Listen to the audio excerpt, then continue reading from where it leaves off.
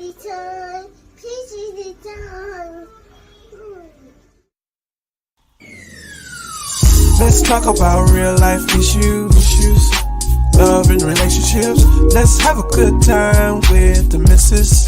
Let's talk about celebrities. Let's talk about current events. Let's talk about things you don't see on regular TV. So join in on PGT time. PGT time. Tune in on PGT time. PGT time. Come join us on PGT time. PGT time. You know what I'm saying? Every time I speak, I want to shiver. You know, I don't want them to be like they know what I'm going to say because it's polite. But I know if I keep talking about how dirty it is out here, somebody going to clean it up. That'll be me. Me and Jason. Hey, everybody. Hold on. It look like I don't know what it's looking like, but it ain't making me happy. There you go. It look like I'm looking up. So, anyways, I'll fix it. Hi, how are you all doing? It's your girl, the missus with the kisses. Mwah. And thank y'all so much for joining me tonight. I really appreciate it.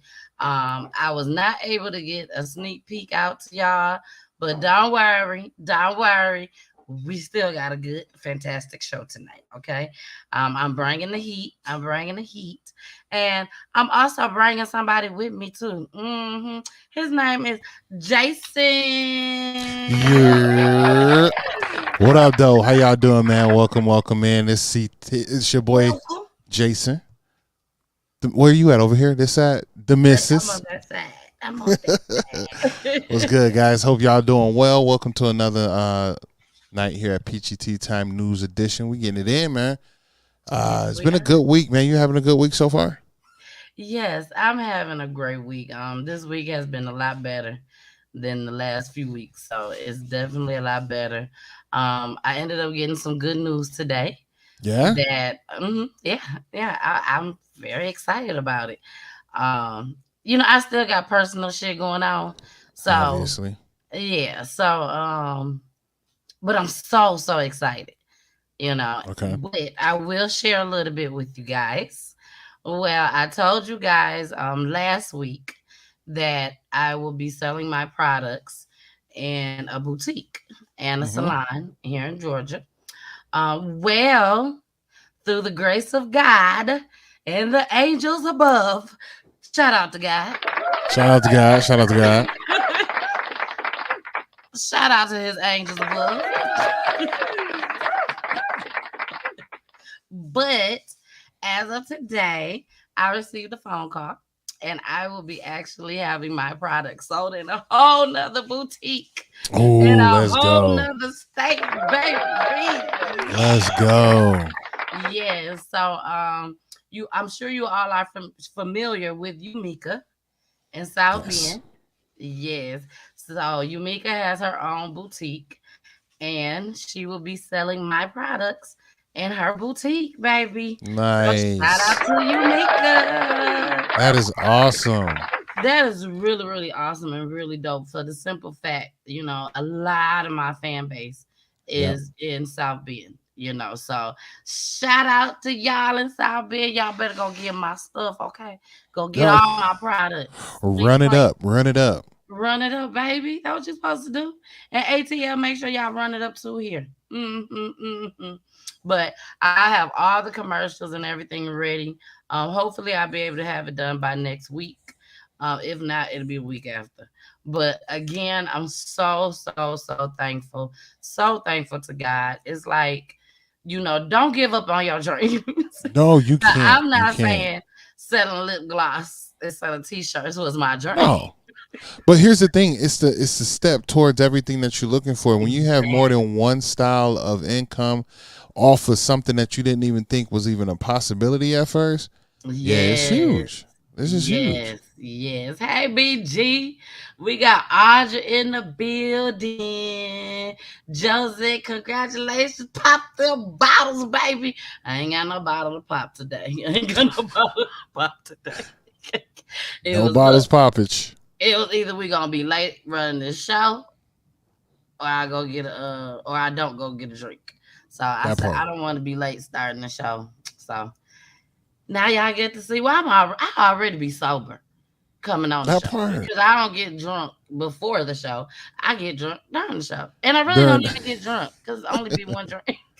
It's only a little sip. Yeah, just a little tipsy. So what y'all see is what you get. That's what I'm trying to say. Okay, it's the truth. It's the real deal over here with Peach Tea Time, baby.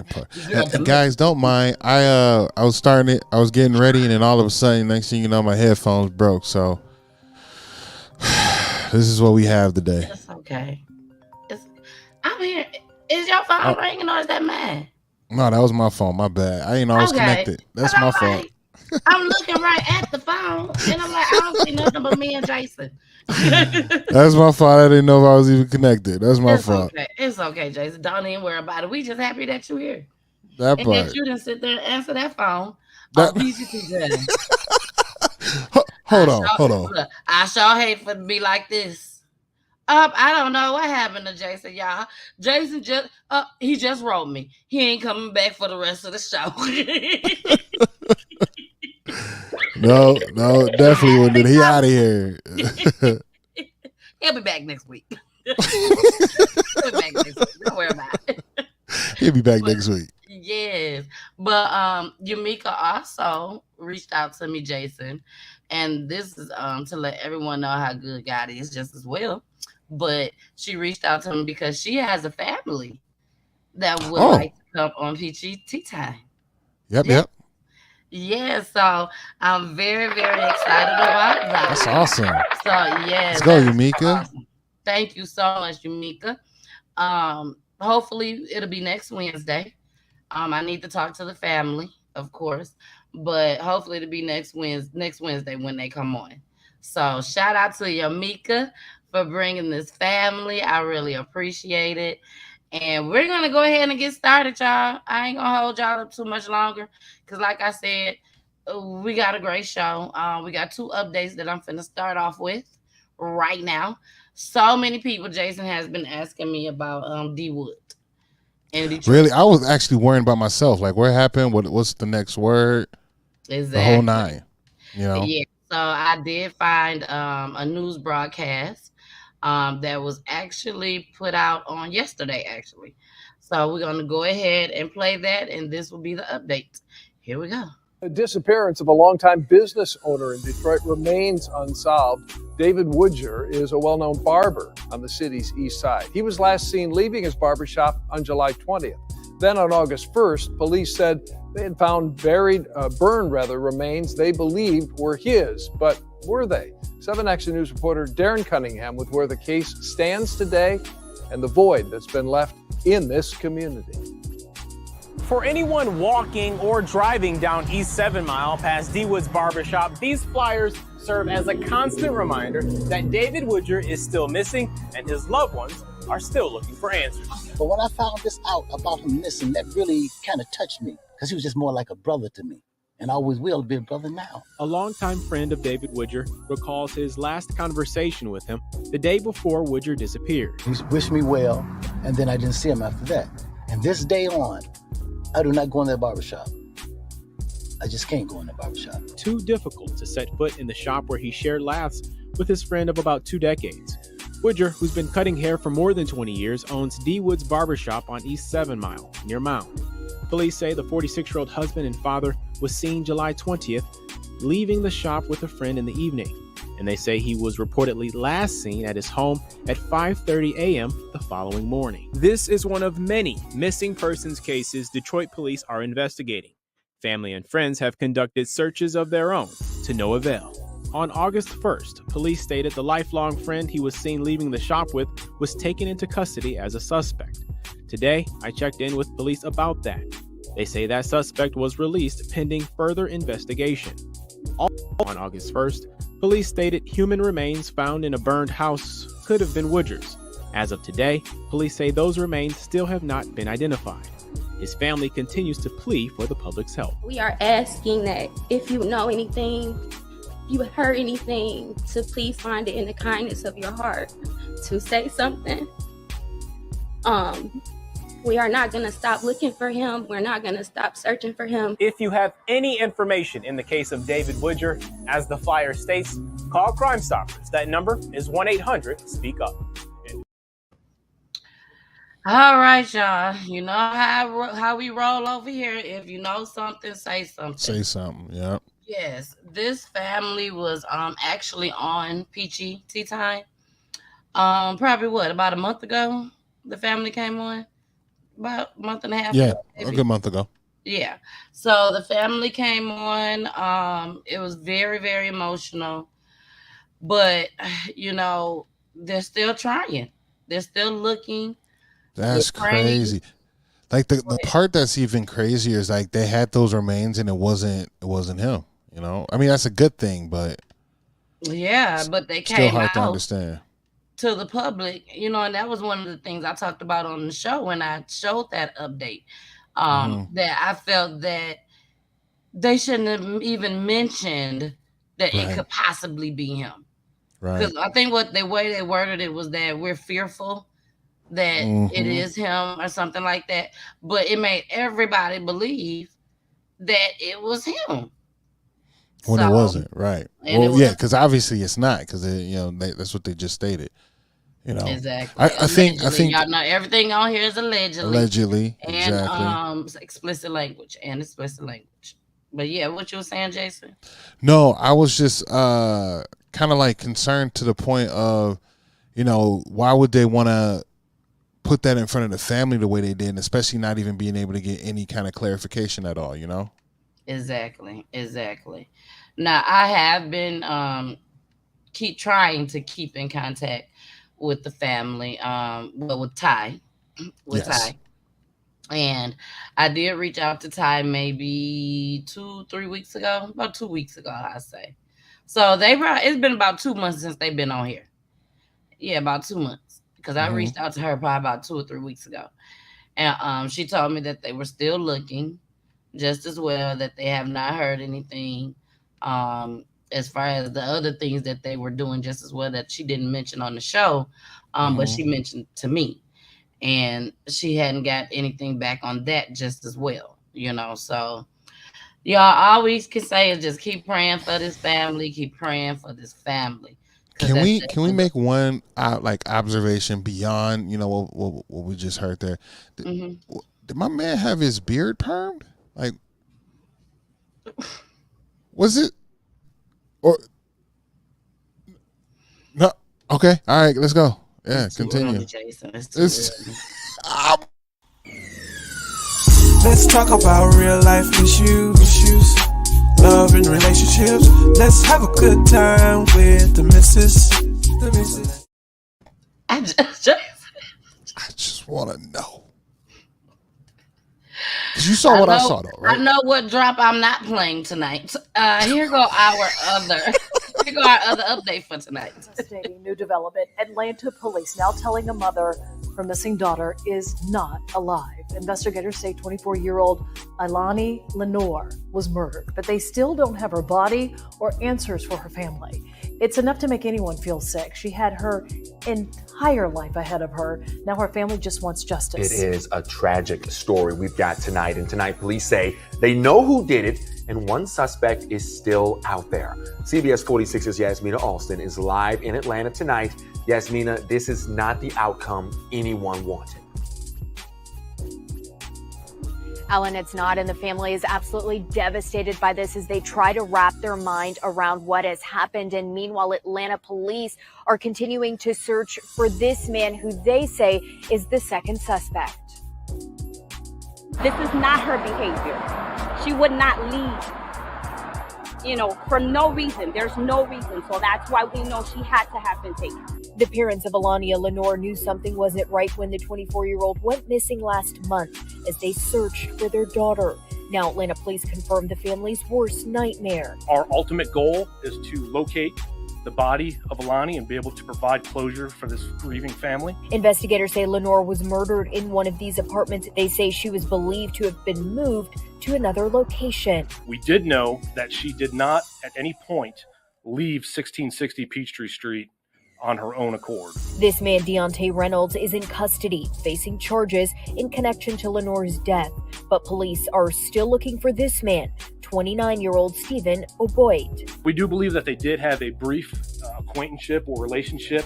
They were not complete strangers at the point of that night inside of the apartment. In a statement, Lenore's family says they are devastated and urging anyone with information to share it. And Lenore's mom told me earlier this afternoon that the family is not yet ready to speak on this. And again, if you have any information, you are asked to call Crime Stoppers. All right, we are back. This is another family that we had on the show, but we had the auntie. We had the auntie on the show with us. The family wasn't ready at that time. That is a very, very new update. I think that one aired on yesterday. So by the news broadcast saying that they wasn't ready yet, I still have not reached out to the parents just yet. Auntie did give me her mom's information to reach out, but I don't think they're ready yet. And especially hearing something like that, I just don't think they're ready. So, but I will reach out to them. I will reach out to them and everything, but just now, not the time. It's not the time right now. But let's just keep praying. Excuse me, y'all. Let's keep praying that they find this baby's body, so that this family can have some type of closure. Okay. So that was the end of our updates, Jason. So let's go ahead and take this down. Don't worry, y'all. It'll be right back up. No worries. Right back up. Please, please, please don't forget to share this video. I would love for y'all to have shared it as soon as we started. But if you have not shared it yet, please share it right now. Also, like the video. Please like the video. It only takes a second, y'all, to do it. Like the video. If you're in YouTube, hey, YouTube world, hit the thumbs up for me. Hit the thumbs up. That helps it go a long way. Because at the end of the day, it's all about awareness. It's all about awareness, getting these stories out to these people. So when you share it, you're sharing it to people that may not be my friends. Okay? They may be, but they may not be. So you'll be introducing, your peoples to PGT Time. So That's please right. go ahead and share it.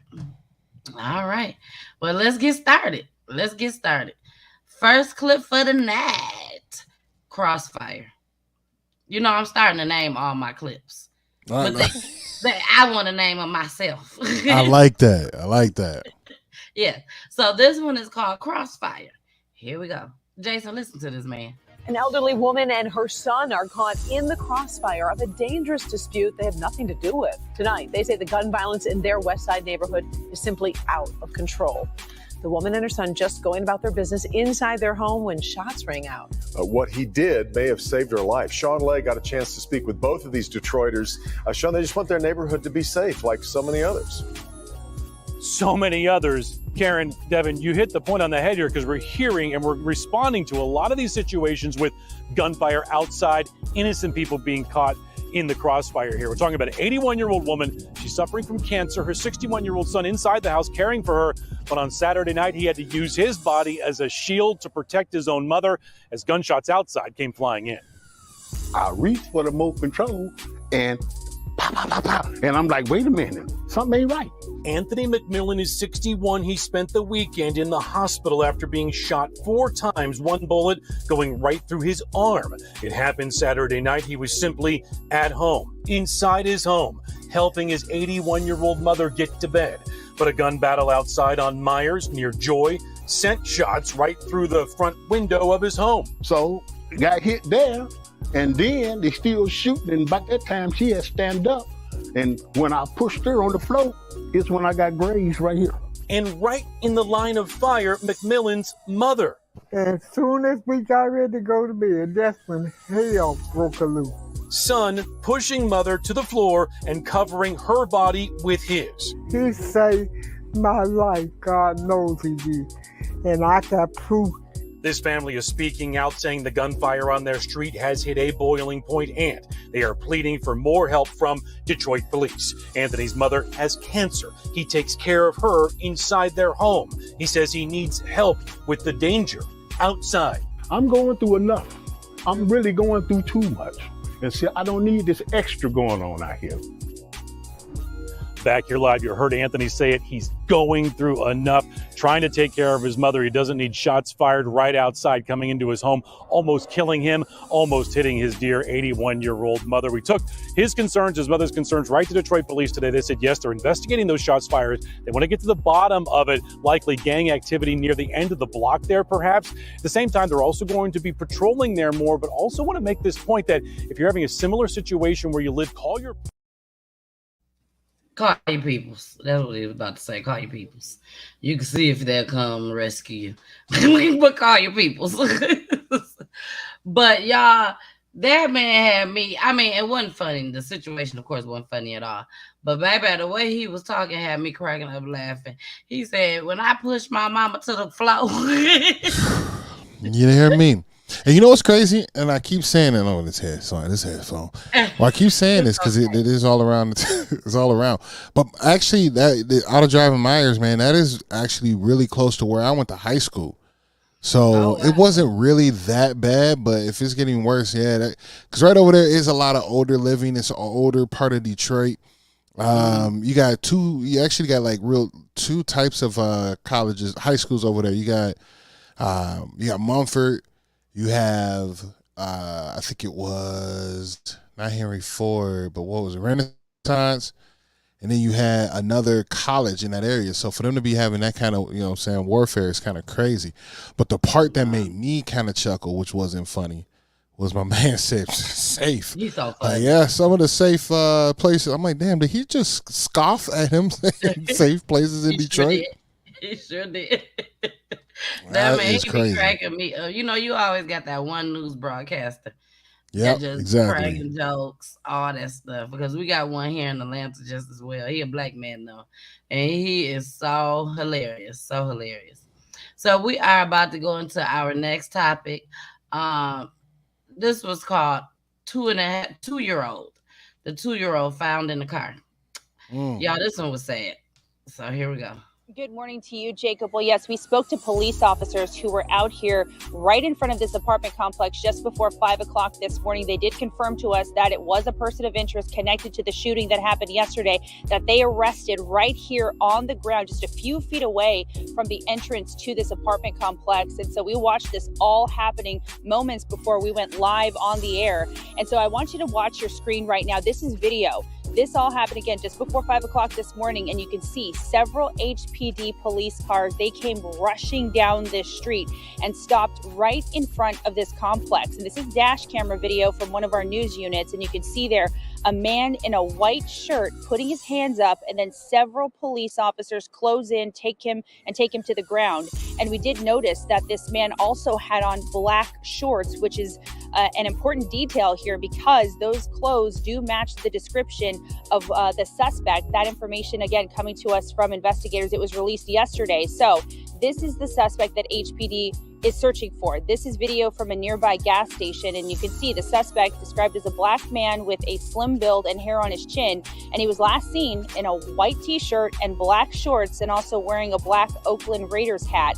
Investigators say that this is the man who got into an argument with the 38-year-old victim. Multiple shots were fired, and the victim ended up getting hit several times in the chest and sadly died. And so after that shooting happened, investigators say the suspect then got into the victim's SUV, which had a 2-year-old child inside, and then took off. So police did not know there was a child in that car until a phone call came in just a few hours later. At approximately 6:36 this evening, we received a call from a female to report her husband and her 2-year-old child missing.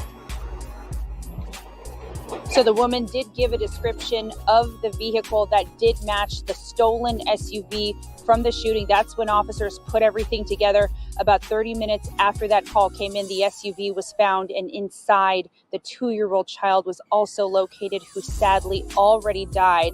And so the child's exact cause of death is still being determined at this point. They don't know if the child may have been killed beforehand or possibly died due to heat exposure for being inside of that vehicle. And as of now, HPD still says that they are looking for that suspect. But once again, earlier this morning, we did watch officers take a person of interest into custody. So obviously this is a developing story. So we'll continue to stay on top of it and bring you the latest updates as soon as we have it. We're live from the South. All right, y'all. So y'all heard that. For those that's just coming in, this man got into it with another guy. The guy shot him several times in the chest, killed him, and then took off in his car. But did not know that the man had a 2-year-old apparently in the car, allegedly. He could have known. I don't know. But the 2-year-old was in the backseat of the car. He dumped the car, and they found the car, but it was too late. The baby had died. Yeah, so that's crazy. They're not saying if the baby died. They're not, or if the baby had died because of the heat. Because they said all the windows was rolled up, the car was not on. So it could be one or the other. Either the baby. You got to know a baby in there, because the thing is once that shot's right off, that baby crying, because shooting is loud. Gunshots are very loud. Very loud. Mm-hmm. So you're right. I'm sure he knew, but he took off anyways. And the mom called the wife, because they're husband and wife. She called and said that her husband and her 2-year-old is missing. And then that's how the police has found out that a baby was even in the car, because they didn't know. All they knew is that this man was laying here dead. That's all they knew. And the mama called in to 911 and mentioned that her son, her 2-year-old, and her husband was missing. And then that's when they knew to go look for this car. And when they found it, it was too late. The baby was gone. So I do have an update on that. So here we go. And from camera surveillance on the scene, it appears that our complainant, we know now is 38-year-old male, was meeting up with another male, Black or African-American male, at the location. It appears some type of interaction, possibly argument instilled there. And the suspect produced a firearm and shot the complainant multiple times. The complainant had arrived at that location in a black SUV, 4-door. The suspect, after shooting the complainant, got into the black SUV and took off westbound from that location. At that time, we were doing a full investigation. We had limited information. Homicide was on the scene. Forensic Sciences was on the scene. And we were still looking for the suspect and looking for the vehicle that he had gotten into and taken off. At approximately 6:36 this evening, we received a call from a female to report her husband and her 2-year-old child missing. The information she gave on her husband and her child and the vehicle that they were in was specific enough that we realized very quickly that the complainant that was murdered at 5500 El Camino Del Rey and Chimney Rock from the original scene was her husband. We never knew about the child until she called at 6:36. With the specific information on the vehicle, we had officers canvassing the entire area as quickly as possible. And within about 30 minutes or so, we found the SUV behind us right here on Elm Street in the 5900 block. Officers immediately observed a child in the back seat, non-responsive. They broke out the glass, immediately started to try to render aid, CPR, called for ambulance, which did arrive, but sadly it was too. It was too That's late, tough to y'all. bear. Right, that's Very, tough to very bear. tough. This woman has lost her husband and her child all at the same time. So we definitely need to pray for her just as well. Definitely. All right, y'all. Jason, is there anything else you want to say about that? No, not at all, man. I think it's just pray for her. That's all you can do is really pray for that family, because when things like this happen and you lose so much and some people that are so close, especially your 2-year-old, you just spent 2 satisfying years with your child that you birthed, and now you don't have it in. Yeah, that's a lot to digest as a person. Exactly. So like I praying for said, her. losing your husband at the same time, that's Yeah. like a double whammy. That's 2 funerals at the same time. Yep. That's I know she going through it. So Has to. our prayers definitely go up to her. Definitely. All right. Well, ludicrous segment. Jason, did you hear about this? Did you ever hear about it? About his manager? Ludicrous? No. Yes. So, it happened. I probably should have looked that part up. But it happened a while ago. I'll say that. It happened a while ago. But his manager was getting jumped. Mm. And Yeah. No. I'm thinking somebody different. Yep, go ahead. Okay, and the manager ended up pulling out his pistol, and shot and killed one of the people that was jumping him. But the manager also got shot just as well. And they're charging the manager with the man's death. Damn. Yes, he's being charged with his death. Shaka Zulu here in Atlanta. And y'all know I usually don't even cover too much here in Atlanta. But this was something that I felt like I needed to cover. I do have a video, partial video, but I just don't think this man need to be charged if people are attacking him. No, self-defense. Self-defense all day long, and especially when you have it on tape.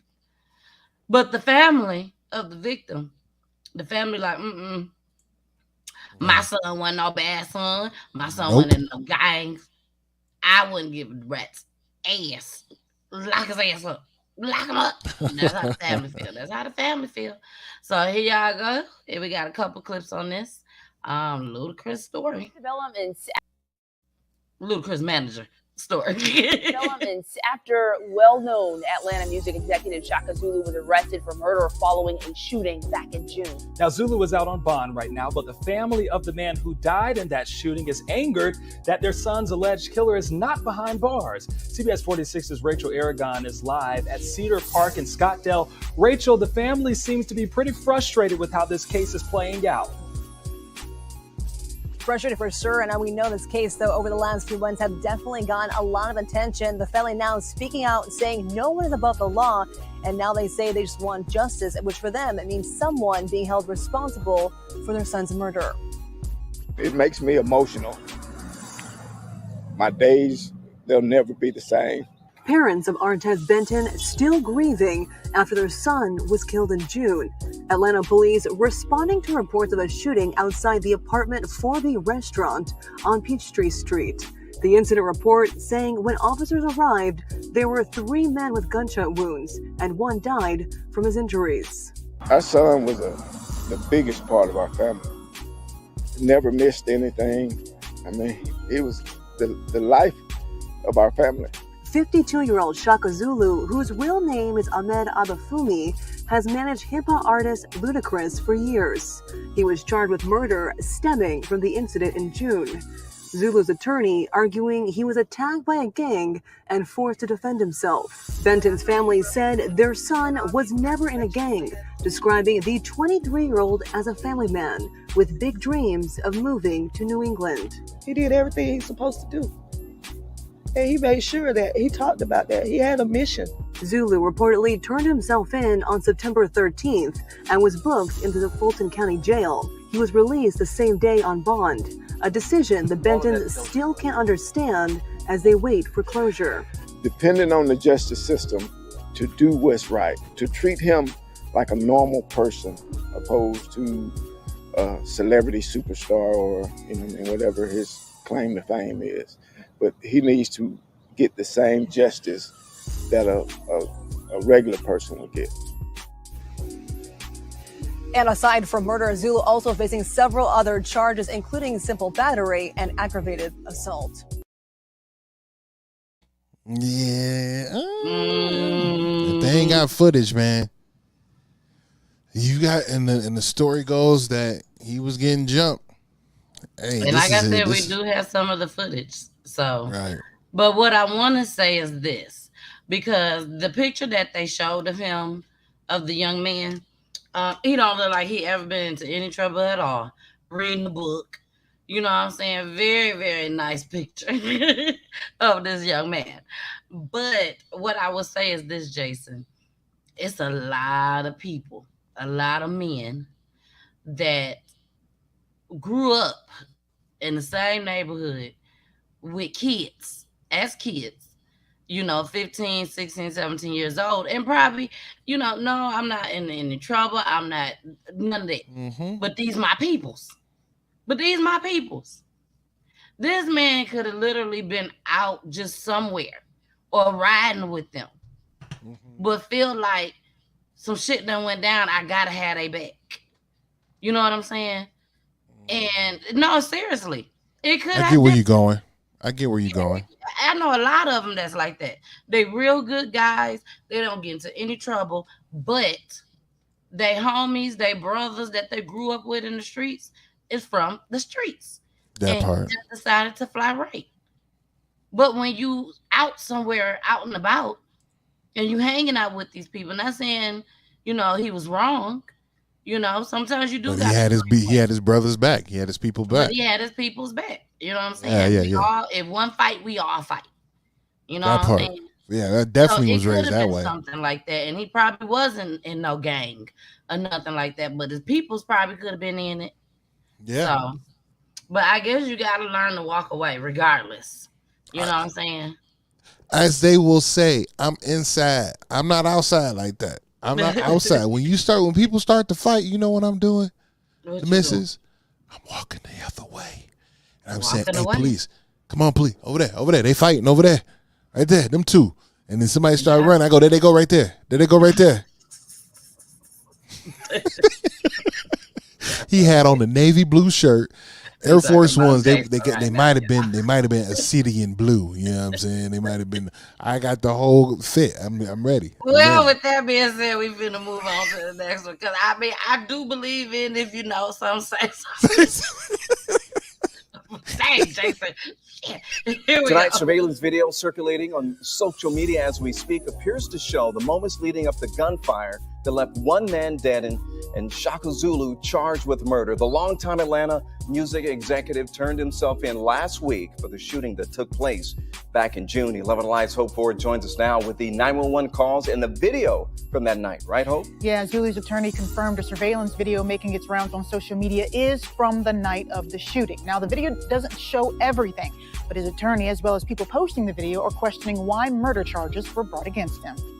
A fight in a parking lot, a young man dead, and an Atlanta music executive facing murder charges. Video on social media of the night in question appears to show Shaka Zulu and other men fighting. The video has been slowed down and sped up in parts by the person who posted it, but it shows a confrontation. It was like a little scuffle or whatever, and then that's when we heard shots running out. The video is narrated by the person who posted it, and they claim this is Zulu, who after a brief scuffle is pushed down and kicked by others. At some point, 3 men, including Zulu, were shot. shot. Look at me, sir.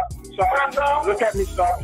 Open your eyes. Yes, he can open his eyes. He's with me, ma'am. Nearly 2 months later, Zulu turned himself in on murder, aggravated assault, and simple battery charges. His attorney questions the arrest, writing in a statement, Zulu was attacked and jumped from behind, and in an attempt to save his life, Mr. Zulu lawfully discharged his weapon in self-defense. While this particular video shows a fight, and then security breaking it up, it stops short of showing what happens in the minutes after, with the person who posted the video also questioning why murder charges were brought against Zulu.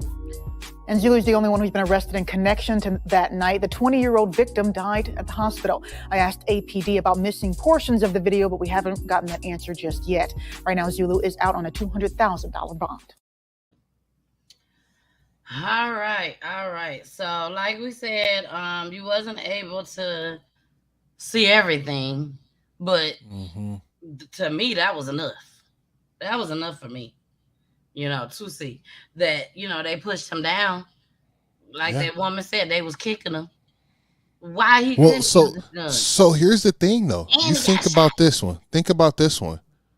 So 3 people get shot, him defending himself, and 1 passed away, compared to it being a conversation of Shaka Zulu, once known as Ludacris' manager, has now been passed away due to a scuffle at so-and-so, so-and-so. So at this point, he saved his life. That's how I feel. He still got shot, but he saved himself. He saved his life. And he turned himself in. So he know that he walking off from that one. He walking away from that one. I hope so. It's unfortunate, but it was a young lady that came on our show. You remember that? Her name was Chrissy. And Chrissy was having problems with her neighbors. And you remember that she was on Section 8. The government assistance, the housing authority, she contacted everybody, was calling the police all the time. Nothing was happening. Then she came on the show, and probably like a couple weeks, 3 weeks after that, she get into a fight with the girls. And it's like 5, 6 of them jumping on her. And she pulled out a bottle and cracked one of them upside the damn head. And right now, this girl is in jail. She was sentenced to 6 months in jail, away from her child, who's autistic. And it's amazing to me, because I'm like, what was she supposed to do? Just let these people jump on her? That part. Like, she cannot get them off of her. So I don't understand, Jason. Like, she had called the police several times. They have came. They was on camera where they had came over there talking to her and stuff. The neighbors had guns, allegedly. They still didn't go to jail. And now they jump on her. They messed up her car. I think they had vandalized her car. They had did like all type of stuff. And this girl, just because she cracked one of them upside the head with a bottle, she in jail for 6 months. In jail. Oof. 6 months. So we just don't know how this justice system really works. None of us. No, not at all. I don't know, not one bit. Yeah, we don't know. And a prime example of we don't know is after these commercials, I'm gonna show y'all a man, capital murder, baby. Capital murder. Got locked up for capital murder. Do you know a black man? A black judge? That's the only time y'all gonna hear me say that. Because after this, I'm gonna call him a black man. Black man ended up giving this man on capital murder a bond for $900. Jason, it's just on your face. $900. And he's out walking the streets right now. But let's get into these commercials. We're going to get straight into that so y'all can see that I'm not playing with y'all. Here we go.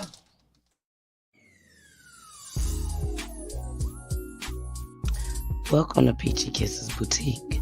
Here you will find all the Peachy Kisses apparel of your needs, from hoodies to t-shirts to lip gloss and lipstick.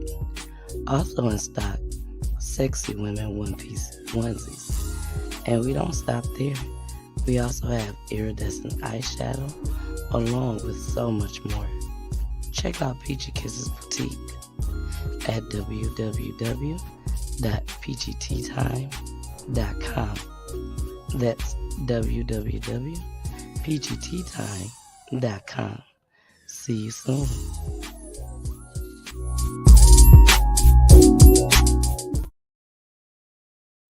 Damn, Biggie, what's this?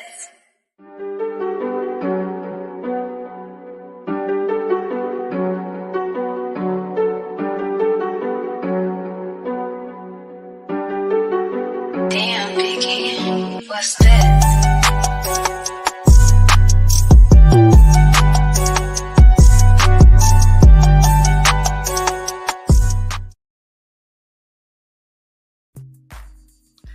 Hey y'all, it's your girl, the Missus with the kisses. Mwah. First and foremost, thank you all so much for joining me each and every Monday, Wednesday, Friday, and Saturday. I really appreciate it, and I love you all. But I must say, okay, I got to say it. You gotta tune in each and every, when I say each and every Saturday at Hits 92.3, the real definition of internet radio, baby. Each and every Saturday from 2 to 4 p.m. Eastern Time, okay?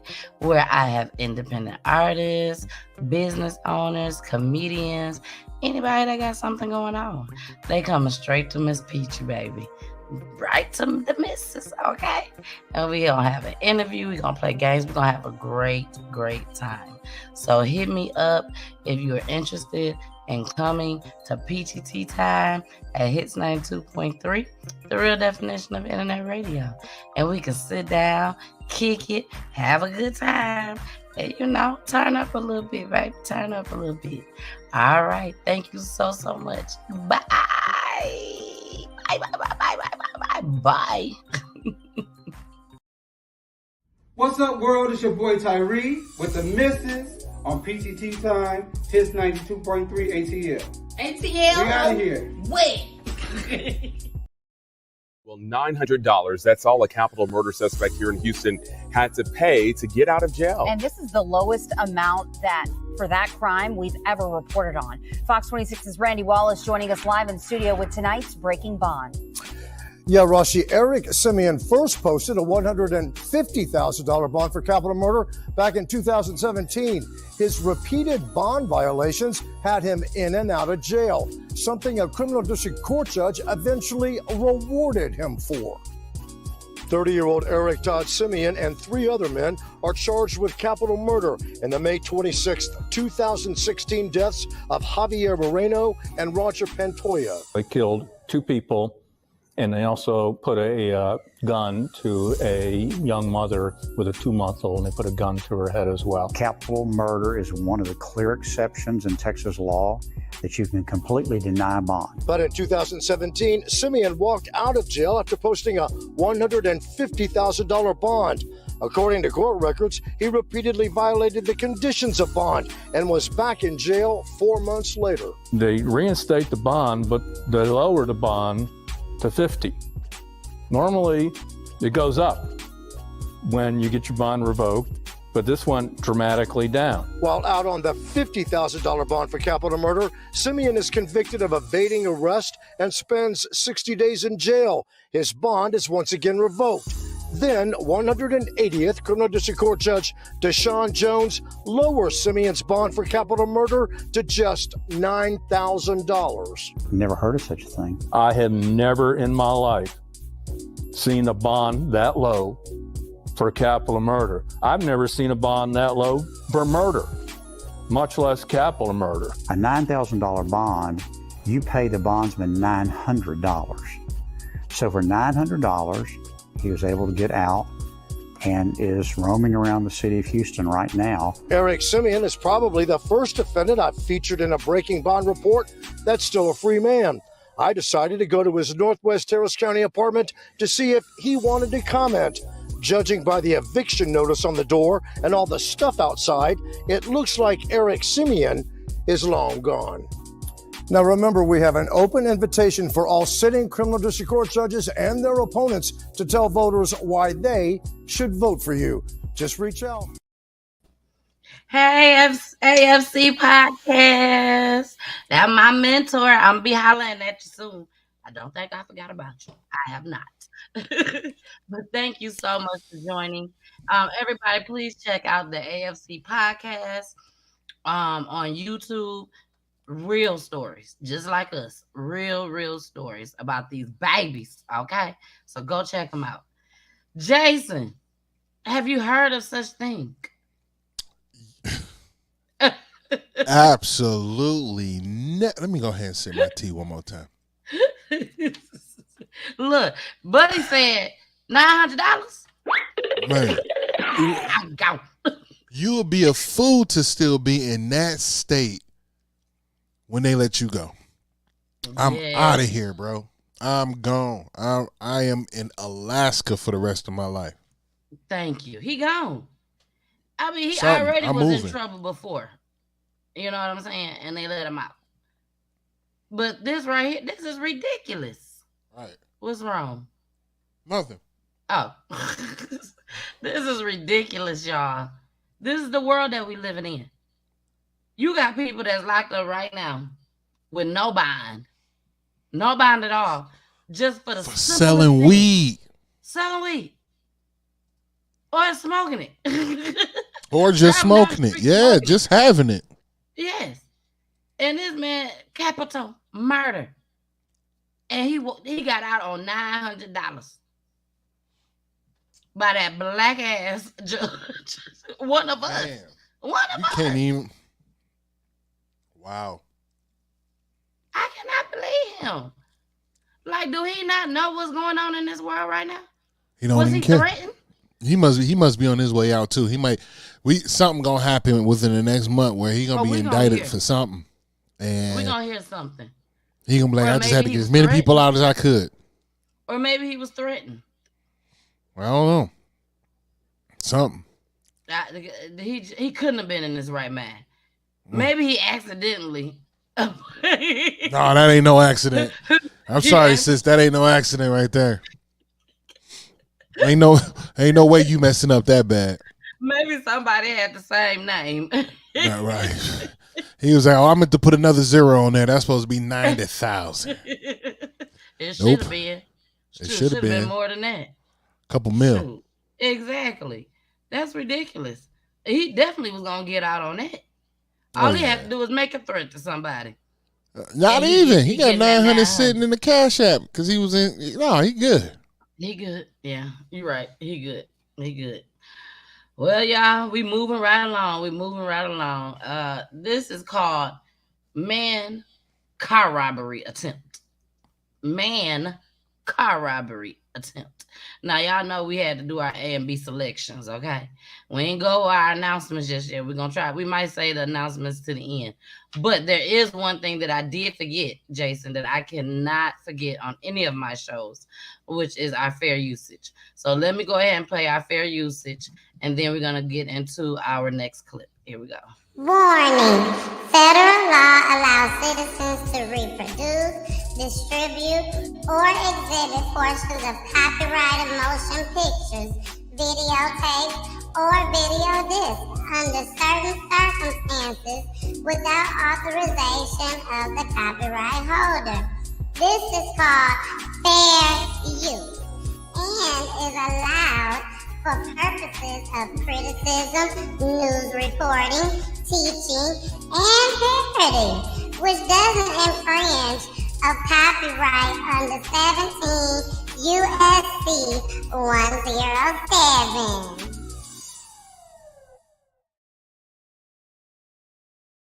Wanted for a deadly attempted carjacking is behind bars, thanks in part to Fox 4's Trackdown segment, Profiling Cold Cases.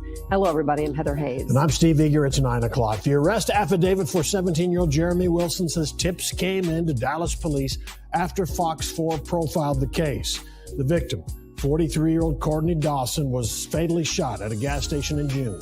He would have turned 44 in just 3 days' time. Fox 4's David Santendry has the murder arrest details tonight. David. Yeah, and the 17-year-old arrested is allegedly the getaway driver, but police are still searching for the man who they say pulled the trigger and killed that 43-year-old. It's just tragic. Surveillance video shows Courtney Dawson confronting a group of kids trying to steal his truck outside Tiger Mart in South Oak Cliff back in June. Dawson left his truck running while making a purchase. He climbs through the sunroof, trying to stop them. But that's when police say Javarian Stranger shot and killed Dawson. Stranger is wanted for capital murder, but police now say his alleged getaway driver, 17-year-old Jeremy Wilson, is in jail, charged with capital murder. Everybody says that's closure. It still hurts. Ashley Dawson is Courtney Dawson's niece. He was just going to the store. I don't even get it. I still don't get it. Surveillance shown on Fox 4's Trackdown with Sean Rabb in July highlights 4 guys trying to enter Tiger Mart behind an employee, but the inside was closed. Customers have to use the night window outside.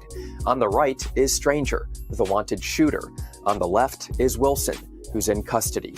They were denied entry. You can see Dawson at the night window. That's when they try to steal his truck. Moments later, Dawson is shot and killed. The suspects run away and drive off. That day has just been like the worst nightmare ever. Less than a month after Fox 4's Trackdown profile, 2 witnesses who know the suspects came to police headquarters to provide info and confirm the suspects' identities, according to a probable cause affidavit. That's what led to the first arrest. It just doesn't even make any sense. It could have been anyone. He was a great father, great uncle, just great all around. Dawson says her uncle, a truck driver and father of 4, was at the convenience store to do something simple. He was just only buying like a Coke. She was in a state of panic the night of the shooting. I wrecked my car trying to hurry up and get to the hospital. Their family hoping for the second arrest, but it won't heal their broken hearts. An innocent person, like very innocent, didn't do anything, was just buying something from the store. We mentioned the 2 specific murder suspects, but want to point out that according to that affidavit, Dallas PD also knows the names of the 2 juveniles who were also with them, but they say they are not pursuing any charges, at least at this point in time, against them, that they were just with them and not specifically connected to. Veronica, I gotta come back on air first. Veronica, like, Tanilla, she's there. What happened? I gotta come back on air first, boo. I love you, sis. You're so funny. But so what happened? This is what happened. He went to the gas station to get something to drink or whatever he went for. You could not go in the gas station at the time. The inside was closed. So the little young boys looked like they was trying to get in, but the owner of the gas station told them, nah, y'all can't come in, told them that they gotta go. Well, instead of them leaving, they goes and jump in the man car who was at the window getting ready to purchase something from the store. Like he knew how to follow the rules. He knew he couldn't go in, so he went to the window to purchase whatever he needed. At the time that he's trying to purchase what he needed, those same boys jumped in his car because the man left the car running. He parked right in front of the window. So he just got out, left the car running, which we all know you can't do stuff like that. But that's when it got ugly. What he should have done, y'all, was let them go. I know it's probably hard, especially as a man, and you see these little kids jumping in your car to take off in your car. So what do? He jumped on the back of the truck and went through the damn sunroof. Now, the only thing I could think of was that this man had a gun, and he knew he had a gun inside that truck. That's the only thing I can think of. Because I'm like, why would you jump in? It's more than one child in there. So you might not be able to, get them all. Unless he knew he had his weapon in there. So, Jason, what you think? No, I can see that. That being exactly what you said it would, right? I've done it plenty of times in spaces like that. You ain't about to do much. You run up, you hop out, car's still running, and you go grab whatever you grab. And then you get back in and pull off. Normal shit. Mm-hmm. But not that night. know what I'm saying? So, yeah, it must have been in the car. You're right. With him being a truck driver, he obviously got a tool somewhere. And it's just probably sad that it wasn't on him instead of it being in the car. But Exactly. damn. It's a sad situation. And who knows? Maybe the boys didn't have a gun, but they probably tussled and got the gun that was his and shot him with his own gun. You know, Right. it could have went like that just as well. But again, I must say, he definitely should not have hopped in through that sunroof. If I y'all thought that was a hopped kid in- at first. Okay, I'm surprised that was him. Yeah, that was him because he was at the window making Yeah. his purchase. And then the kids went and jumped in the car. So he jumped on the back of the truck. And back, yeah. You know, that Went right through the there. sunroof. Yeah, that right there is crazy just as well because this man had time to jump in the back of the truck and jump through the sunroof. And they still hadn't pulled off. Nope. After they shot him, they just jumped out and They took off ran. running. Right. Yeah. So they never even pulled off. Mm. Hey, Nikki. Nikki said, did they say he had a gun in the car? No, that's what I said. You That's know, what we everything assume, is allegedly. We I was assume, assuming, allegedly. yes, I was assuming that maybe that's why he jumped through the sunroof because he had a tool in the car. And all he knew is I just need to get to this tool. If I get to this tool, one of them gone and probably can scare off the other two. But things didn't work out that way. Things didn't work out that way at all. So prayers to his family. You know, I know this family is sitting there like, why did he jump through that sunroof? Why didn't he just let them go? Sad situation. So that's it for that one. And then we got a few more clips and then we're done. This was a sad one. This one is called Cousin Shot in the Face. There's no other way to say this one, but cousin got shot in the face. So Jason, what is funny, Jason? What's funny, Jason? This one is called Cousin Got Shot in the Face. I did not see that coming. Jason. Yo, this is not a funny moment at all. Not at all. This is one of those moments when I said shout out to God, and Jason, shout out to God. Who says that? This is one of those moments. Yeah. Let's go. Shout out to God, by the way. And a vigil tonight for a young woman killed when an argument turned deadly in North Philly. Jenny, she was a mom and clearly loved by so many. That's right. And family members tell me that this victim was out celebrating her 32nd birthday when she was shot and killed. Tonight, they gathered to honor her life. We love you.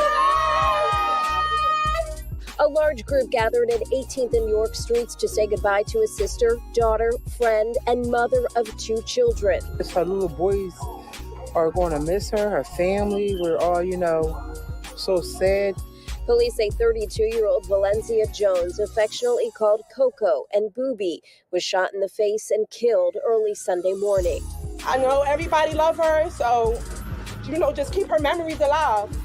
Live for Booby, live it up, do what she would want to do. Family members describe Valencia as a firecracker, always ready for fun, a strong, loving mother who watched out for other people's kids too, and someone who loved to cook.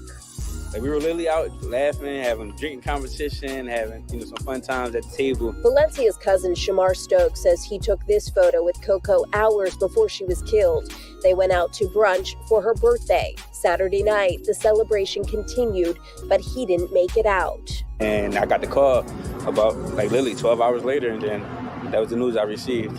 Police say a fight broke out just after 5:30 Sunday morning on Lehigh Avenue. Someone opened fire, critically wounding a man in his 30s.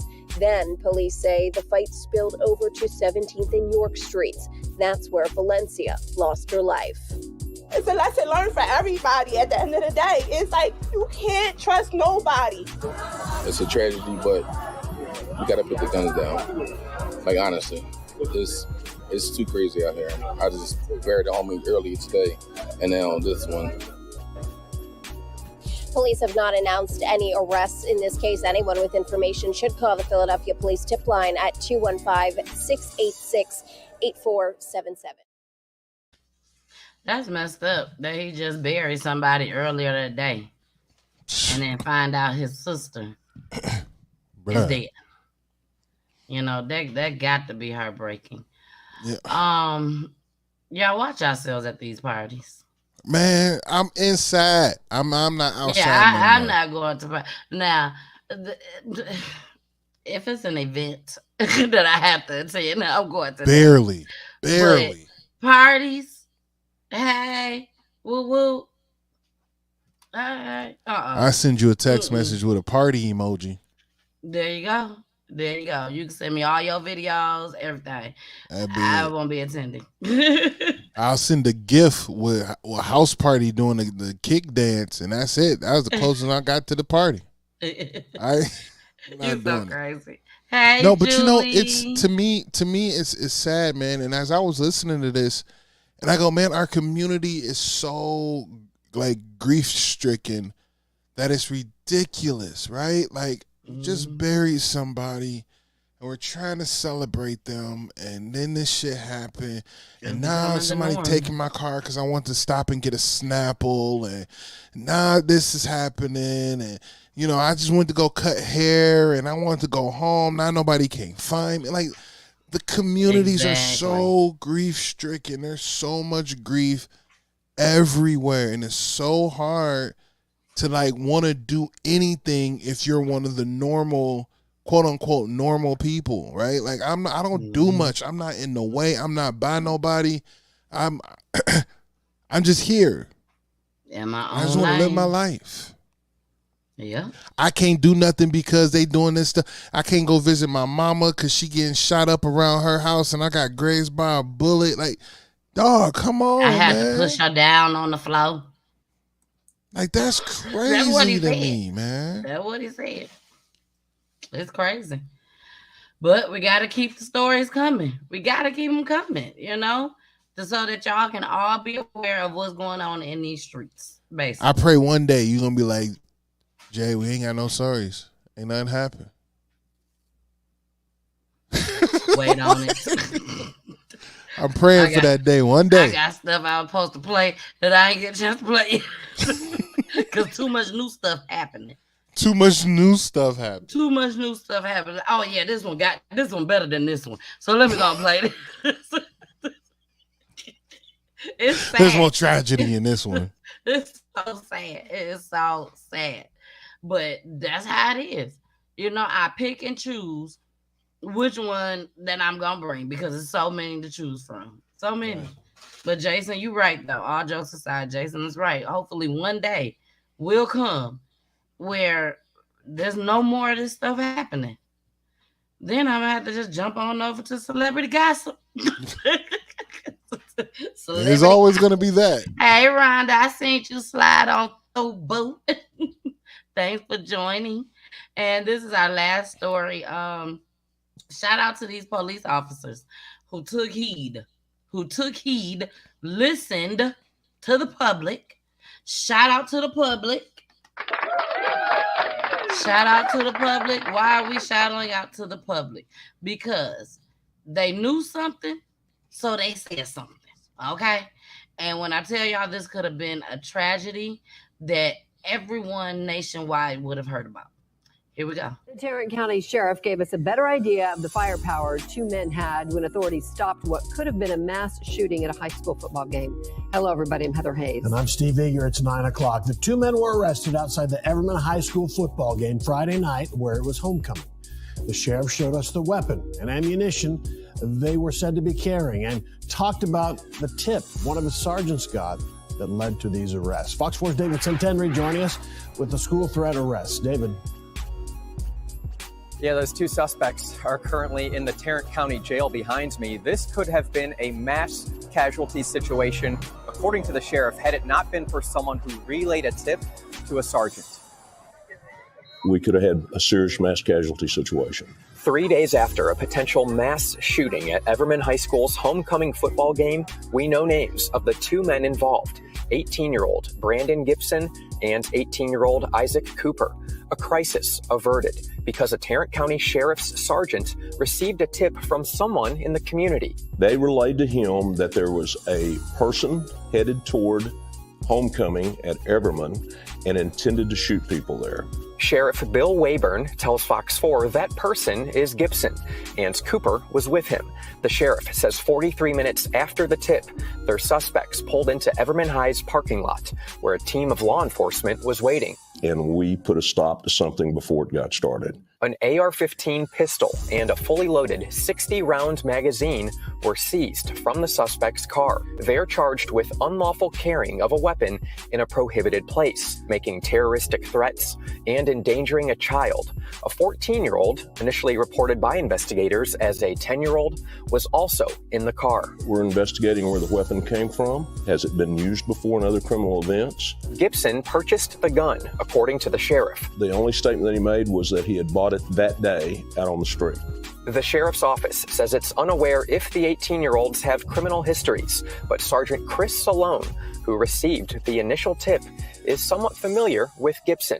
In my conversation with Sergeant Salone, he said he knew his name and he knew a little bit about him, but not necessarily for anything nefarious. The sheriff credits Sergeant Salone for building trust with sources. He's out there in the community. He's always searching for fugitives, and this person has helped him in the past in similar incidents. So that's how they gained that credibility. Investigators say it's unclear who the targets of the possible shooting were. Everman police told Fox 4 Saturday there was an ongoing beef between two cliques. Several thousand people were in attendance Friday.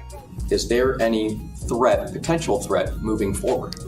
We have been shaking those trees, and we have not seen a credible threat going forward. The fear is, had it not been for someone coming forward less than an hour before the arrest, what could have happened? After the suspects and their fully loaded AR-15 arrived on campus. It's incredibly brazen. Hey, if you know something, see something, hear something, call us. Isaac Cooper, one of the two arrested, was 17 years old on Friday when taken into custody, but since then, he has turned 18 years of age. Would like to point out that investigators say at least one of those two suspects went to Everman. That was according to the Everman Police Department, but they did not specify which one, and the school district was unable to confirm that information. I have another clip on this just as well, and I was going to play it back to back, but I want to say this. I don't know if you all are aware of this. I am aware because of all the research that I do, but it's so many false accusations of false phone calls where the kids say, hey, we're going to shoot up this school. And either they close the whole district down, or they just close that school down, or they don't do anything at all. For someone to tell this, and the police to react on it, when I tell y'all that's awesome, it could have been, did y'all see all them bullets? Man, it could have been a lot of dead people out there. A lot of dead people. Our peoples.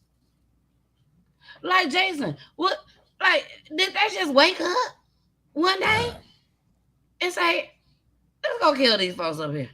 It could have been. It definitely could have been. It could have been, but also could have been somebody messing with them, or gang related stuff, or clique, like not gang. I wouldn't say gang, but like, Well, they said it was a rivalry going on, So to me, it sounded like they knew who they wanted, but whoever is in the way can get it too. But we know who we want. That's sad. Here go the last clip, y'all. Information today about the two young men arrested after law enforcement officers say they prevented what could have been a mass shooting at a North Texas high school football game. Tarrant County Sheriff says this is an example where everything went right. Jack Fink live in downtown Fort Worth now. And Jack, what's the latest here? Well, Ken, Tarrant County Sheriff Bill Wayburn just wrapped up his news conference within the last 20 minutes where he identified the two men they arrested Friday night. Take a look. They are 18-year-old Brandon Gibson and 18-year-old Isaac Cooper, and they're charged with 3 felonies each: unlawful carrying of a weapon in a prohibited place, which is a school, terroristic threat, and endangering a child because a 14-year-old boy was with them at the time. The sheriff says deputies seized an AR-style pistol and a 60-round magazine with, as he described, full metal jacket-style rounds that can nearly pierce armor. This all went down during the homecoming game in Everman as they played Joshua. No one was hurt, thankfully, and most people didn't even realize what was happening. It all began with a tip, authorities say. Someone heard one of the suspects talking, and that person reached out to the Tarrant County Sheriff's deputy that they know. That deputy was off duty but went toward the school and alerted Everman police. And an officer there found the suspect's vehicle, and authorities were able to stop it at the east gate to the stadium. The sheriff says the two men were targeting certain individuals in the stadium and says they definitely averted a mass shooting. It would have been a nightmare of a mass shooting down there, possibly with multiple people seriously injured or obviously killed. And I got to say, I'm very, very proud of Tarrant County residents, very proud of law enforcement, multiple law enforcement units.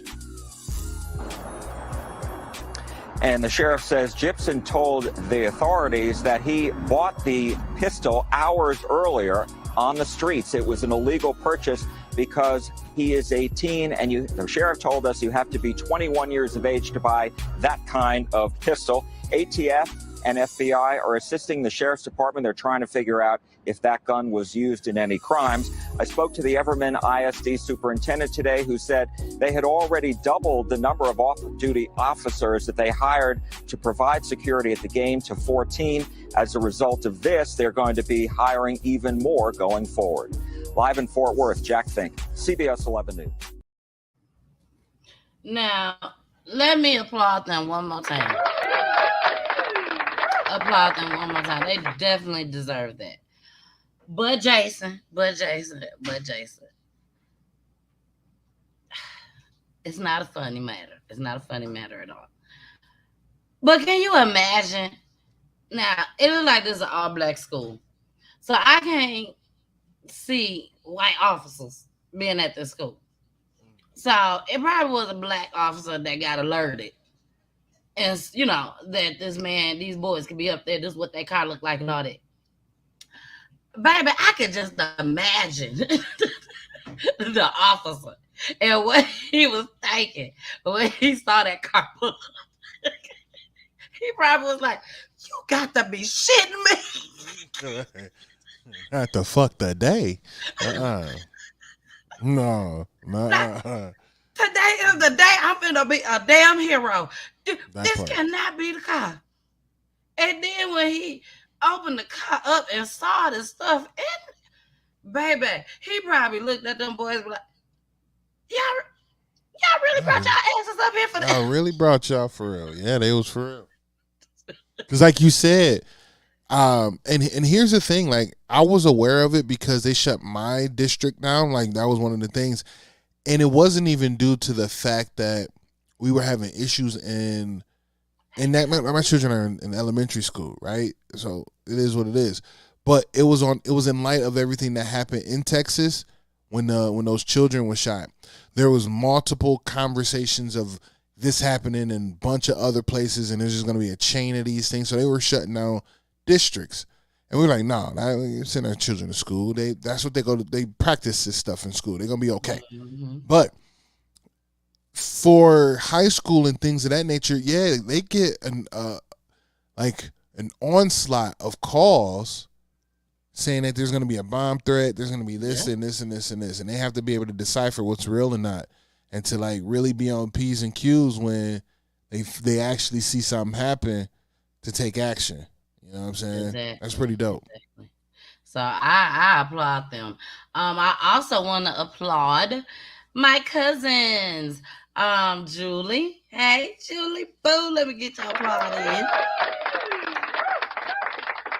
And my cousin Tyja Sean. And I just want to shout them out just because they sisters living in 2 different cities, and they are both watching Peachy Tea Time at the same damn time. What up, though? Thank you. I love y'all so much. I'm sure y'all didn't call each other and be like, don't forget to tune in to Peachy Tea Time. Text her real quick. Text her. We're going to pull up. Come on. Exactly. So thank y'all so much for joining us tonight. That's for everybody. We had a lot of people in the building tonight. What's up, Nikki? What's up, Julie? Tyja Sean. That's not what I call her, but Tyja Sean. We also have Rhonda in the building. BG, I love you, boo. I love you, BG. That's my girl. Ty said, I am at work and watching. She on them government cameras watching. That's what's up. Okay, you acting like BG now. BG be at work. She be like, baby, anytime PGT time coming on, I'm going to slide through. I don't care if I am at work. Now, everybody know I got my shows is scheduled 9 o'clock and 9:15 and 2 o'clock. It is. So it is. Yes. So when I come up and pop up, baby, BG be the first one up in there, baby. I'm not playing like, oh, she doing a pop up? What the hell going on? So thank you all so much. I love you, Veronica. Thank you to AFC Podcast for tuning in tonight just as well. Y'all make sure y'all go check him out. Linda Hunt was in the building. Mama Peach was in the building. Hi, Bo. We also had, of course, our fan favorite, Josette was in the building. We had Audra in the building and so many more. So thank y'all so much. Before we get out of here, I must tell y'all, because, you know, we always have my baby come up and do her little thing. So I got to make sure I say this. Today, me and Poolie was walking in the house. I had already walked in the house. This tonight. I had already walked in the house. I had such a busy day today. I was tired. I'm still tired. But like I told you, I come alive when I go live. I come alive when I go live. But all of a sudden, Poolie walks in the house behind me and he says, who drew on the house? And I'm like, what? He was like, who drew on the house? Now, Kirsten loves to draw. I mean, I definitely think she's going to either be a singer or an artist. Kirsten, I don't know if I told y'all this story, but she drew a picture and put a popsicle on the table, let the popsicle melt, and my table is new. And to this day, I cannot get that picture off of my table. So Poolie said, who drew on the house? And I'm sitting up here like, oh my gosh. I said, I'm sure it was Kirsten. She drew on everything. And he was like, Kirsten, did you draw on the house? I'm sorry. You know, she loves to say that. I'm sorry. And then she'll just break you with that. I love you. Yeah, one of them. She one of them kids. So she's like, I'm sorry. Poolie like, why did you draw on the house though? Why? Jason, do you know what the first thing that came out of my baby mouth was? I don't know. I would have preferred for her to say that. My baby looked Poolie dead in his face and said, Daddy, I was trying to put the finishing touches on the house. Let's go. Let's hey, look. At this point, you're going to have to cultivate that. Like, you're going to have to just bring it out of her. Now, like, go ahead, use the rest of this house for your artwork. We're going to be that house on the block. You know we ain't. No, we ain't. But she said she was putting the finishing touches on the house. You know, we couldn't even. I laughed so hard. That part, don't you hate when you get into those points where you're supposed to be mad, but you got to laugh because of that answer? Couldn't do nothing but laugh. And then Poolie was like, Go in your room and think about what you done. What you just did. I did a good job. I fixed this house up is what I did do. I think that's what she was trying to do. She said, I'm putting the finishing touches on it. I fixed this y'all. house. Well, y'all, tune in next week. Hopefully, we will be having our guest. You will see the flyer out there, so you'll know if we're having a guest or not next Wednesday. Tune in on, this is our announcement time. Tune in on Friday. Tune in on Friday with me and Pooley with Peachy Talks. I don't know what we're going to be talking about, but it's definitely going to be love and relationships. I had a couple of people that reached out to me that would like for me to discuss some things. So we'll see what we're going to talk about, but y'all will know. Okay. Also, tune in on Saturday. Hey, the weekend spot, baby, at his 92.3, the real definition of internet radio, where I discuss crime news, breaking news, and of course, we have interviews just as well. We do not have an interview this Saturday, but still come rock it out with your girl. And also, don't forget to check me out on Mondays, 9:00 p.m. Eastern Time, where I just bring it. Whatever I bring, okay? But we always have a good time. And then, of course, Wednesdays with me and my boy Jason, baby. Jason. And make sure y'all check out Jason also CTV Radio on TikTok. So make sure y'all check him out just as well. And of course, who got the juice? October 22nd, 2022, which is my event, which is with the help at Main Event, but it's my event that I'll be hosting, which means I'll be outside. That's it. Outside. I'm going back inside. But $15.50, y'all, will get y'all a full concert. We have, let me take off our cash app so I can read these names. We have Outer City, Alexa, Main Event, Energy God, and only Uno Bird. It might be only one bird, but we're going to find out on October 22nd, okay? So make sure y'all, please come out, buy the tickets. I'm not for sure if this will be aired on live on PGT Time. I'm still trying to get that in the works. So if you could buy you a ticket, please do. I will be having some tickets for sale just as well. And shout out to my cousin. Her birthday. She said my birthday, October 22nd, baby, which is tomorrow. So let me go ahead and sing happy birthday. That ain't tomorrow. That's a whole month from now. I'm going to say happy birthday to you next month on October 22nd. Jason, thank you. Thank you so much. Please don't let me embarrass myself. I got you.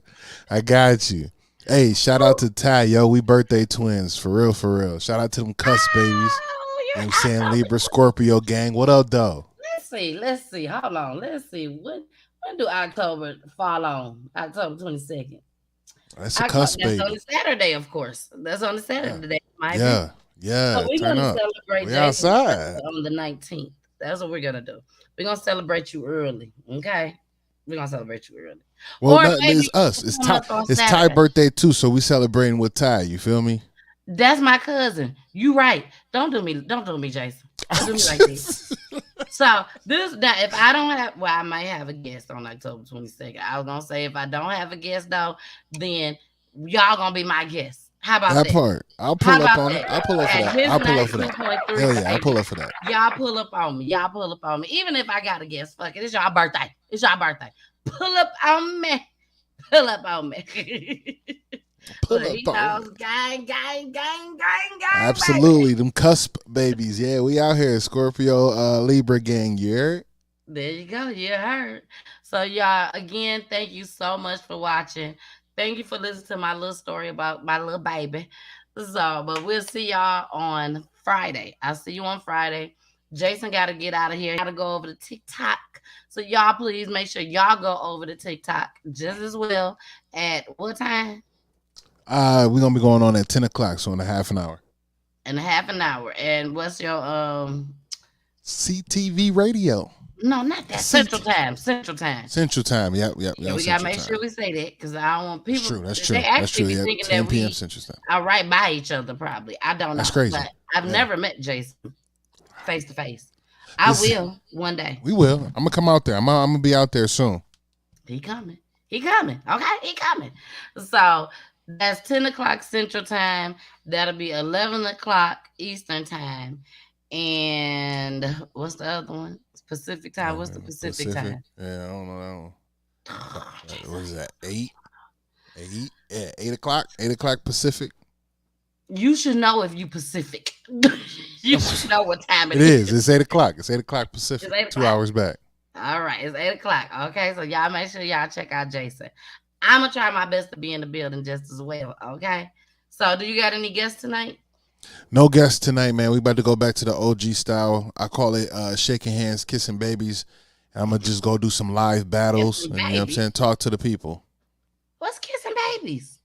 Or you know how, like, you know what I'm saying, like when you're on a presidential run, they outside, they shaking hands and kissing babies like the presidents would do when they go visit different spaces. You know what I'm saying? Y'all don't be outside kissing on my babies. Okay? I'm not getting I ain't kissing no real babies, yo. I'm inside. I'm not about to get these monkey pox. You are not about to get me. We outside, though. Outside. Julie, I need to talk to you. Boo. All right, y'all. We out of here. I love you guys. And you know what you got to do?